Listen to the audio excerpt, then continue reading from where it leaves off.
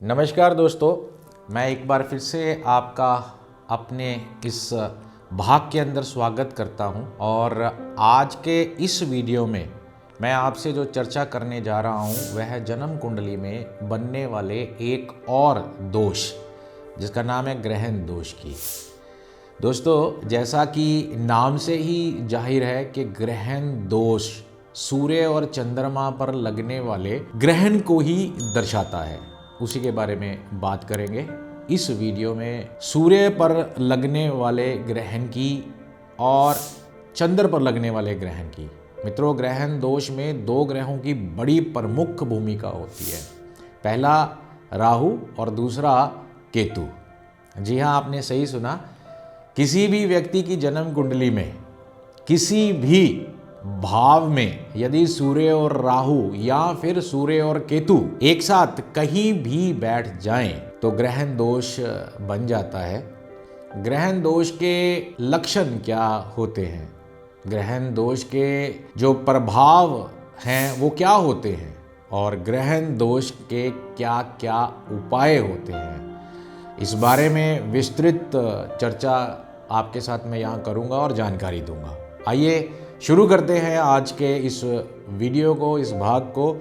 मित्रों, जैसा कि ग्रहण दोष के नाम से ही जाहिर हो रहा है कि जन्म कुंडली के जिस भाव में ग्रहण दोष बनेगा उस भाव से संबंधित फलों पर ग्रहण लग जाता है। जी हाँ, 9 ग्रहों में सूर्य सबसे शक्तिशाली ग्रह होता है। सूर्य ग्रहों का राजा होता है। सूर्य का जो तेज है उसके आगे दूसरों की नहीं चल पाती, यह आप पहले से ही जानते हैं। जन्म कुंडली के किसी भी भाव में यदि कोई ग्रह सूर्य के साथ बैठ जाता है तो वह सूर्य ग्रह के तेज से, उसके प्रकाश से, उसकी गर्मी के द्वारा अस्त हो जाता है। तो जन्म कुंडली के किसी भी भाव में सूर्य के एक घर आगे या एक घर पीछे आने पर भी ग्रहों का प्रभाव कम होने लगता है। केवल राहु और केतु ही 2 ऐसे ग्रह हैं जो सूर्य के साथ बैठकर भी अस्त नहीं होते। हाँ जी, बल्कि उल्टा सूर्य को ग्रहण लगा देते हैं। मित्रों, ऐसा नहीं है कि जन्म कुंडली के हर भाव में सूर्य और राहु एक साथ बैठे हो तो ग्रहण दोष बनेगा। जन्म कुंडली के कुछ भावों में ग्रहण दोष पूरी तरह बनता है, कुछ भागों में आंशिक रूप से ग्रहण दोष बनता है और कुछ भागों में बिल्कुल भी नहीं बनता। आपके सामने एक उदाहरण कुंडली है। इस उदाहरण कुंडली के माध्यम से जानने का प्रयास हम लोग करते हैं कि जन्म कुंडली के किन भागों में ग्रहण दोष बनता है और किन भावों में नहीं बनता। जी हाँ, सही सुना आपने, कईयों में नहीं बनता। मित्रों, आपके सामने एक उदाहरण कुंडली प्रस्तुत है। यह जो कुंडली है वह सिंह लगन की है और इस कुंडली के लगन भाव में सिंह राशि है जिसका स्वामी सूर्य होता है। अब यदि इस कुंडली के भाव लगन में सूर्य और राहु एक साथ बैठ जाएं तो क्या यहाँ ग्रहण दोष लगेगा, बनेगा? मित्रों, सूर्य यहाँ लग्नेश होगा, राहु भी साथ बैठा है। तो क्योंकि राहु लग्नेश सूर्य का शत्रु है, इसलिए इस भाव में ग्रहण दोष बनेगा। दूसरा भाव मित्रों, इस कुंडली के दूसरे भाव में कन्या राशि है जिसका स्वामी बुध है। यदि इस कुंडली में दूसरे भाव में सूर्य और राहु एक साथ बैठ जाएं तो क्या यहाँ ग्रहण दोष बनता है? मित्रों, सूर्य कन्या राशि का स्वामी और बुध का मित्र ग्रह है और राहु भी कन्या राशि के स्वामी बुध का मित्र ग्रह है। इसलिए इस कुंडली के दूसरे भाव में सूर्य राहु एक साथ बैठने पर भी ग्रहण दोष नहीं बनेगा, क्योंकि दोनों ही ग्रह जो हैं बुध के मित्र हैं, अतः अच्छा परिणाम ही देंगे। तीसरा भाव जो है मित्रों, इस कुंडली के तीसरे भाव में तुला राशि है, जिसका स्वामी शुक्र है। यदि सूर्य और राहु दोनों यहाँ बैठ जाएं तो क्या इस भाव में ग्रहण दोष बनता है? जी हाँ, अगर सूर्य तुला राशि में नीच का हो जाता है और सूर्य तुला राशि के स्वामी शुक्र का शत्रु ग्रह भी है, ठीक इसी प्रकार से राहु तुला राशि के स्वामी शुक्र के मित्र ग्रह हैं और तीसरे भाव में बैठकर राहु अत्यंत बलवान भी हो जाता है।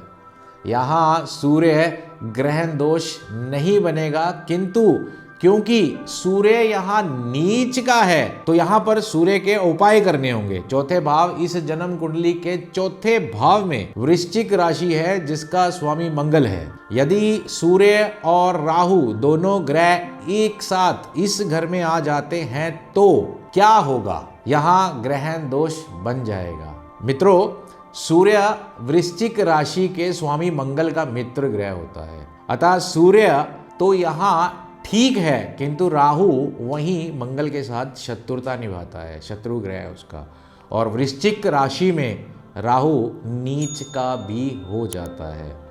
नीच का होने के कारण राहु यहाँ ग्रहण दोष बना देगा। पांचवा भाव मित्रों, इस कुंडली के पंचम भाव में धनु राशि है, जिसका स्वामी जो है वो बृहस्पति है। सूर्य और धनु राशि के स्वामी बृहस्पति का मित्र ग्रह है, अतः सूर्य यहाँ भी ठीक है, किंतु राहु यहाँ पर नीच का होता है, इसलिए यहाँ भी राहु सूर्य को ग्रहण लगा देगा। छठा भाव की बात करते हैं। इस जन्म कुंडली के छठे भाव में मकर राशि है, जिसका स्वामी शनि है। जैसा कि हमने आपको पहले भी बताया हुआ है कि किसी भी जन्म कुंडली का छठा, आठवां और 12वां भाव जो होता है वह बुरा घर होता है। सूर्य और राहु छठे भाव में बैठेंगे तो पूरी तरह ग्रहण दोष बना देंगे। कारण सूर्य मकर राशि के स्वामी शनि का शत्रु ग्रह है और छठे में बैठने के कारण कमजोर भी हो गया है। ठीक इसी प्रकार राहु भी छठे में बैठकर अच्छा फल नहीं देता, इसलिए यहाँ पूर्ण रूप से सूर्य ग्रहण दोष लगेगा। सातवां भाव, इस कुंडली के सातवें भाव में कुंभ राशि, जिसका स्वामी जो है वह शनि है। सूर्य शनि का शत्रु ग्रह है, किंतु राहु शनि का मित्र ग्रह है, इसलिए इस कुंडली के सातवें भाव में ग्रहण दोष नहीं बनेगा। आठवें भाव, इस कुंडली के आठवें भाव में मीन राशि है, जिसका जो स्वामी है वह बृहस्पति है और बृहस्पति सूर्य का मित्र ग्रह है, किंतु राहु बृहस्पति का मित्र नहीं है, शत्रु है। जन्म कुंडली का आठवां घर एक बुरा घर भी माना गया है, इसलिए इस कुंडली में आठवें घर में सूर्य राहु एक साथ बैठ जाएं तो ग्रहण दोष बनेगा। नौवां भाव, इस कुंडली के नौवें भाव में मेष राशि है, जिसका स्वामी मंगल है। सूर्य और मंगल का मित्रता बनती है, दोनों मित्र हैं, किंतु राहु मंगल के साथ शत्रुता निभाता है, शत्रु है। नवे भाव में एक साथ सूर्य और राहु का बैठने के कारण यहाँ ग्रहण दोष फिर से बनेगा, इवन यहाँ पर पितृदोष भी बनेगा। 10वां भाव, इस कुंडली के 10वें भाव में वृष राशि है, जिसका स्वामी जो है वह शुक्र है। शुक्र सूर्य का शत्रु है और वहीं शुक्र जो है राहु का मित्र ग्रह है, और राहु वृष राशि में उच्च का हो जाता है, इसलिए इस कुंडली के 10वें भाव में सूर्य राहु एक साथ बैठने पर भी ग्रहण दोष नहीं मिलेगा। जी हाँ, अब मैं बात करता हूँ 11वें घर की, 11वें भाव की। इस कुंडली के 11वें भाव में मिथुन राशि है, जिसका स्वामी बुध है। सूर्य और बुध का मित्रता आपको पहले से मालूम है, ये दोनों दोस्त हैं। बुध राहु का भी मित्र है और राहु मिथुन राशि के अंदर उच्च का भी हो जाता है। इसलिए सूर्य और राहु एक साथ 11वें भाव में बैठ जाएं तो भी ग्रहण दोष नहीं लगेगा। 12वें घर की बात करते हैं। इस कुंडली के 12वें भाव में कर्क राशि है और जिसका स्वामी चंद्रमा है। चंद्रमा सूर्य का दोस्त है, मित्र है और वहीं चंद्रमा राहु का शत्रु ग्रह है। जन्म कुंडली का 12वां भाव एक बुरा घर भी माना गया है। इसलिए इस कुंडली के 12वें भाव में सूर्य राहु एक साथ बैठ जाने पर ग्रहण दोष बन जाता है। मित्रों, चर्चा करते हैं लक्षणों पर। जिस व्यक्ति की जन्म कुंडली में ग्रहण दोष बन जाता है उसका काम धंधा नहीं चलता, व्यापार में बहुत सी रुकावटें भी देखी जाती, नौकरी छूट जाती है या नौकरी बार बार बदलनी पड़ती है, अपनी हैसियत, अपनी पोजीशन से छोटी वाली नौकरी कबूल करनी पड़ जाती है, नौकरी में सदा अपने अफसर के साथ नहीं बनती, अपमानित होना पड़ता है, निंदा भी सुननी पड़ती है, व्यापार में ग्राहकों से अपमानित होना पड़ सकता है, देखा जाता है।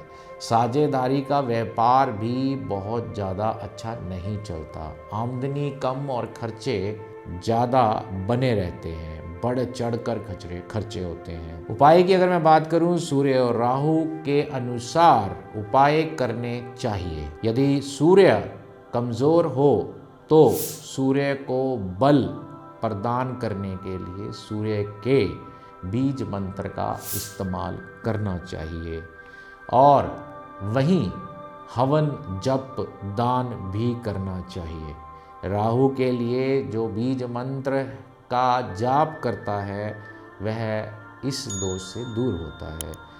और दूसरी बात, राहु की शांति की पूजा करवानी चाहिए। मैं आशा करता हूँ कि आपको पूरा डिटेल में समझ आ गया होगा। अब किसी भी जन्म पत्री में अगर आप ऐसा दोष देखते हैं, चाहे वह आपकी हो, अपने परिवार में हो या फिर किसी आपके दोस्त की हो, तो आप उसकी मदद करें, उसको उपाय सुझाएं और उसके जीवन के अंदर कल्याणकारी साबित हों। ऐसी मेरी इच्छा है। जीवन जीने के लिए है, काटने के लिए नहीं। मस्त रहो, व्यस्त रहो। हर हर महादेव।